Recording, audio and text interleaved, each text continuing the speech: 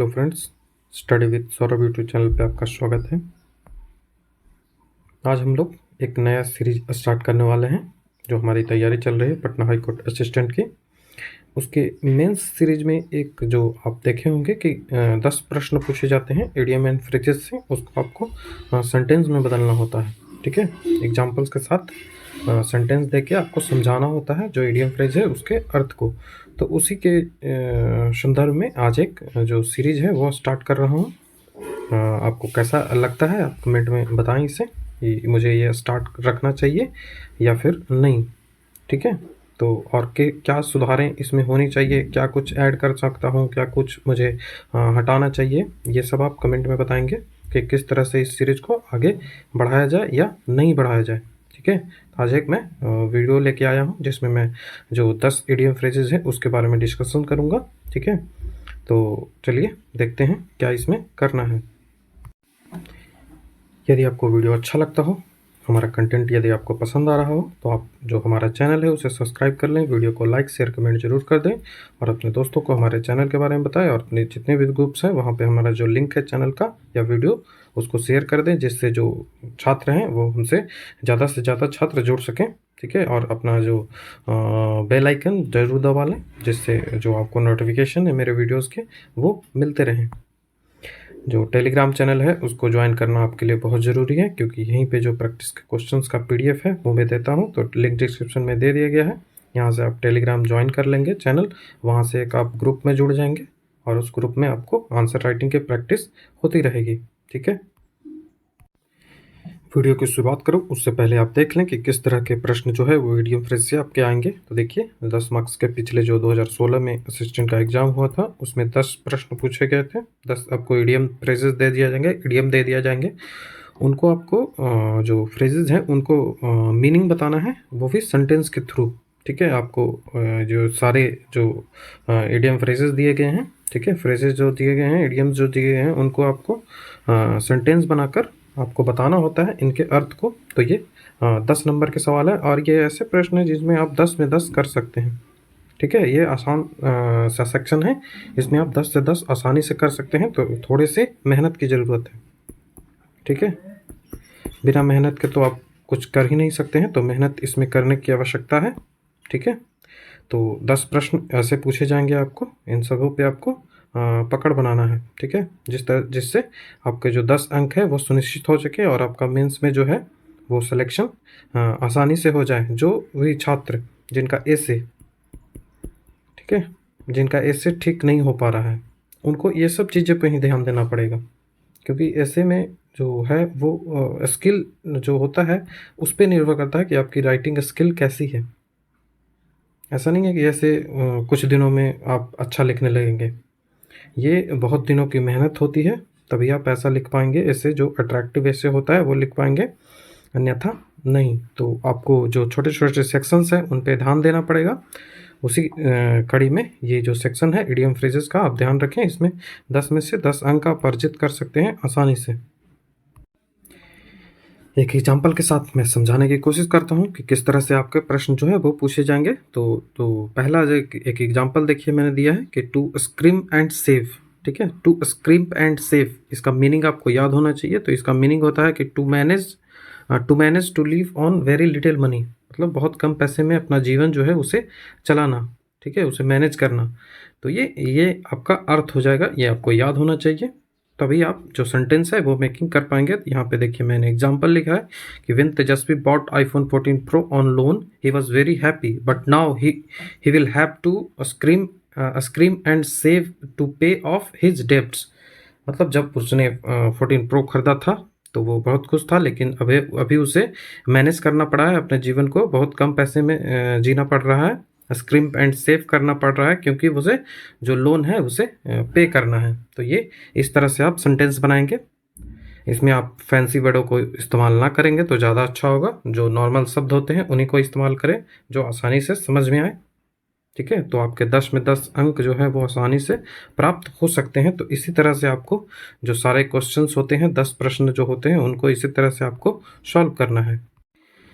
जो सबसे आवश्यक बात है वो आपको याद करना पड़ेगा। जितने भी इडियम फ्रेजेस होते हैं जो पीवाईक्यू में पूछे गए हैं उनको याद कर लें, वो सबसे बेस्ट आपके लिए रहेगा।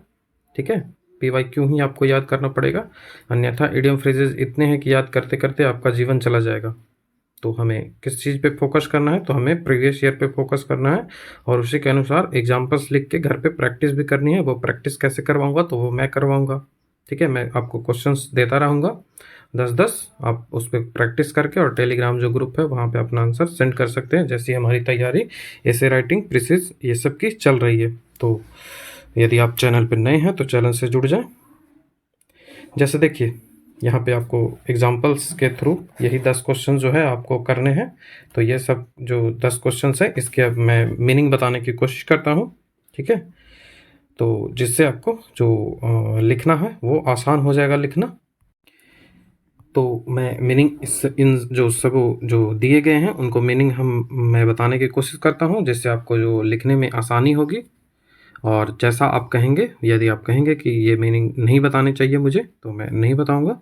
लेकिन आज जो है वो फर्स्ट वीडियो है, तो इसमें मैं इसे एक्सप्लेन करने की कोशिश करूंगा। उसके बाद आप इसका एग्जाम्पल्स लिखेंगे। तो जो पहला हमारा है कि to give up the ghost.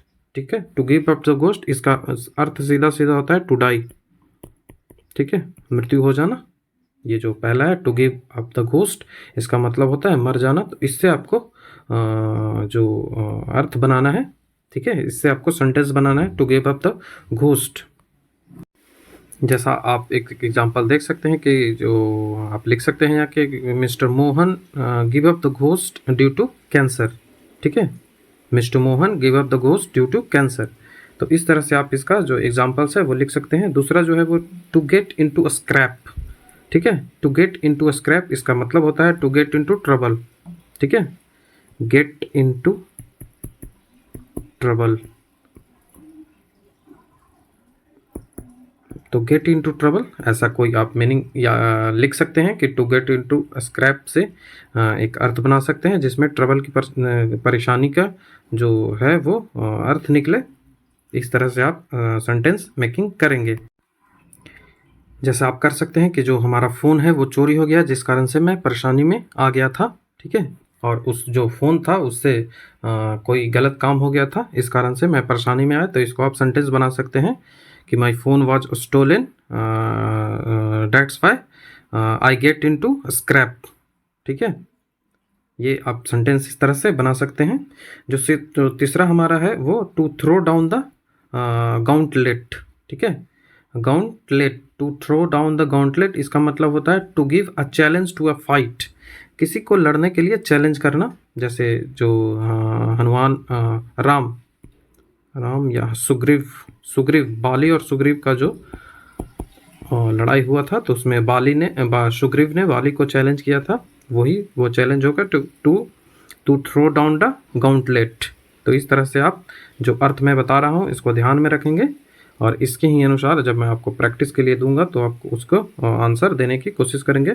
जो नेक्स्ट क्वेश्चन है to play the game. To play the game, to play the game मतलब होता है to behave in accordance with the rules, मतलब कि रूल्स से चलना। ठीक है, रूल्स को यदि आप फॉलो करते हैं तो आप बोल सकते हैं कि टू प्ले द गेम। तो a good citizen have to play the game. जो अच्छे नागरिक होते हैं उनको जो रूल्स हैं उनको फॉलो करना चाहिए। ठीक है, जो पांचवा सवाल है कि टू प्ले द गैलरी। ठीक है, to play the gallery, to play the gallery मतलब होता है try to gain popular favour, मतलब है प्रतिष्ठा प्राप्त करना किसी से, जो ऐसा कोशिश करना कि हमें पॉपुलैरिटी मिले, तो उसको बोलेंगे टू प्ले द गैलरी। ठीक है, to play the gallery. Next सवाल to blow the gaff. To blow the gaff इसका मतलब होता है रिवील सीक्रेट। ठीक है, रिवील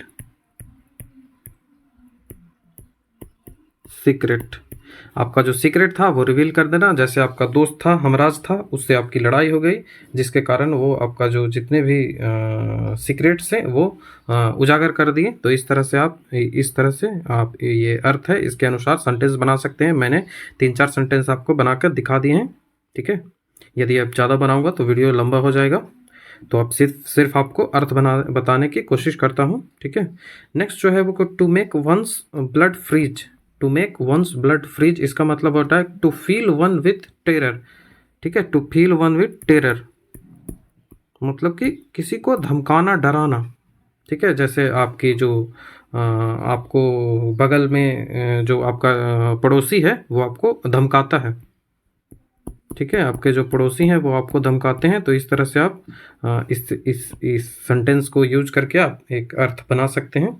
इसके अर्थ को यूज करके एक सेंटेंस आप बना सकते हैं। जो 8वां सवाल है टू मेक अ फॉर्च्यून, ठीक है। टू मेक अ फॉर्च्यून जो 8वां सवाल है, इसका मतलब होता है to make a lot of money. इसका मतलब क्या होता है कि to make a lot of money, to make a lot of money, ठीक है। To make a lot of money, जैसे उसने जैसा कि मैंने पिछली बार बताया था लेटर राइटिंग में, शायद प्रधानमंत्री आवास योजना पे जो सवाल दिया था कि प्रधानमंत्री आवास योजना में आपको घूस मांगा जा रहा है, ब्राइब मांगा जा रहा है, तो उससे उसी के संदर्भ में आप इसे कर सकते हैं कि जो ऑफिसर था रिलेटेड टू या concern to prime minister Awas Yojana, वो टू मेक अ फॉर्च्यून कर लिया है। क्यों? क्योंकि वो ज़्यादा घूस लेने लगा है, जिस कारण से उसे बहुत पैसे कमा लिए हैं। तो इस तरह से आप इन सबों से सेंटेंस बना सकते हैं। जो 9वां सवाल है कि टू फूल अराउंड, ठीक है। टू फूल अराउंड इसका मतलब होता है टू वेस्ट टाइम, ठीक है। टू वेस्ट टाइम मतलब one should not fool around, one should not fool around. मतलब मैं कहने की कोशिश कर रहा हूँ कि स्टूडेंट जो होते हैं उनको अपना जो समय होता है वो वेस्ट नहीं करना चाहिए, ठीक है। तो students should not to fool around, ठीक है। Students should not fool around, ठीक है। तो ये ऐसे आप सेंटेंस बना सकते हैं कि विद्यार्थी जीवन में, स्टूडेंट्स लाइफ में आपको टू फूल अराउंड मतलब आपका समय जो है वो वेस्ट नहीं करना चाहिए।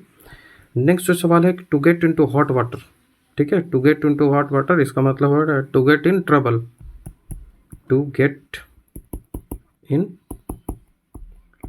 ट्रबल, ठीक है। To get in trouble.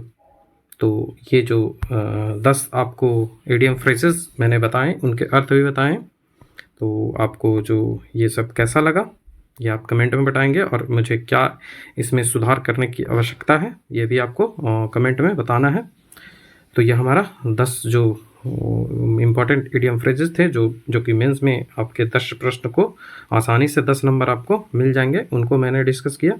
इस जो सीरीज है उसमें क्या आपको सुधार की आवश्यकता लगती है, क्या मुझे सुधार करना चाहिए, क्या कुछ ऐड करना चाहिए, क्या कुछ हटाना चाहिए, आप जो कमेंट है उसमें ज़रूर बताएंगे, जिससे मुझे एक आइडिया लग सके कि आपकी जो डिमांड है वो क्या है, क्योंकि उसी के अनुसार तैयारी होनी चाहिए। आपका लेवल क्या है, मैं अपने हिसाब से तो कर दूंगा, लेकिन आपके लेवल के हिसाब से मुझे करना होगा, तभी आप जो अपना सिलेक्शन है वो सुनिश्चित कर पाएंगे। तो इस कारण से आपका फीडबैक ज़रूरी है। तो आप कमेंट में वीडियो के बताएंगे कि आपको क्या क्या चीज़ें आवश्यक इसमें लगती है, क्या क्या मुझे करना चाहिए। यदि आपको हमारा कंटेंट और वीडियो पसंद आ रहा हो तो हमारा चैनल है उसे सब्सक्राइब करना ना भूलें और बेल आइकन को दबा लें, जिससे आपको नोटिफिकेशंस मिलते रहें। और अपने दोस्तों को हमारे चैनल को शेयर कर दें, जिससे जो नए स्टूडेंट्स हैं वो हमसे जुड़ सकें और अपना जो इस एग्ज़ाम्स के संदर्भ में हमसे लाभ ले सकें, हमारा जो कंटेंट है उससे लाभ ले सकें। क्योंकि मैं अपने पूरा प्रयास कर रहा हूं कि आपको जो है मैं बेस्ट कंटेंट देने की कोशिश करूं, और आप कमेंट में बताएंगे कि हमारा कंटेंट आपको कैसा लग रहा है। टेलीग्राम चैनल है, इसे आपको तो ज्वाइन करना ही पड़ेगा, तो लिंक डिस्क्रिप्शन में दे दिया गया है, वहाँ से इसे ज्वाइन कर लें। तो थैंक यू, चलिए पढ़ाई करते रहिए।